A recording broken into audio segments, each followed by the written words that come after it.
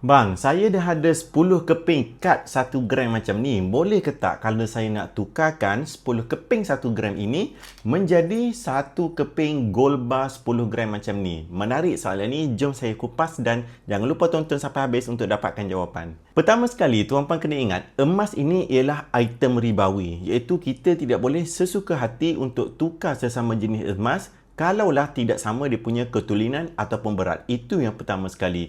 Contoh kata, kalau tuan-puan ada 100 gram emas 916 dan tuan-puan nak tukarkan menjadi emas 999. Jadi tuan-puan tak boleh tukar terus secara macam tu kerana ketulinannya ialah berbeza. Apa yang tuan-puan kena buat ialah kena jual dahulu gelang, rantai, subang semua tu, dapatkan duit, kemudian barulah tuan-puan beli yang baru emas 999 tersebut. Dalam kes seperti yang ditanya tadi, dia tanya kalau ada 10 keping 1 gram nak tukar menjadi 1 keping 10 gram dengan public gold boleh ke tak? Jawapannya masih sama juga tuan-puan. Tidak boleh. Sebab apa? Tuan-puan kena jual dulu 10 keping 1 gram ini, kemudian barulah beli yang baru 1 keping 10 gram.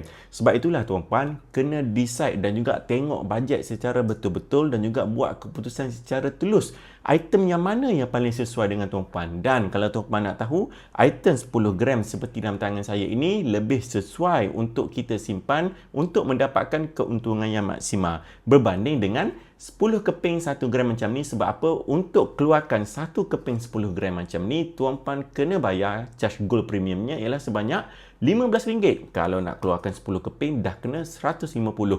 Sedangkan kalau tuan-puan keluarkan sekeping 10 gram macam ni, kos pengeluarannya ataupun gold premiumnya adalah RM15 saja. Sebab itulah dalam akaun emas gap tuan-puan, tuan-puan decide betul-betul emas yang macam mana tuan-puan nak keluarkan ikut bajet dan juga kesesuaian tuan-puan. Dengan akaun emas gap public gold, tuan-puan boleh kumpul emas sedikit demi sedikit, segram demi segram. Kemudian tuan-puan boleh keluarkan apa saja jenis emas daripada akaun tersebut. Macam mana nak mula simpan emas dengan public gold? 5 langkah mudah dalam pin video saya ada terangkan. Kita jumpa dalam kat sana nanti. Assalamualaikum.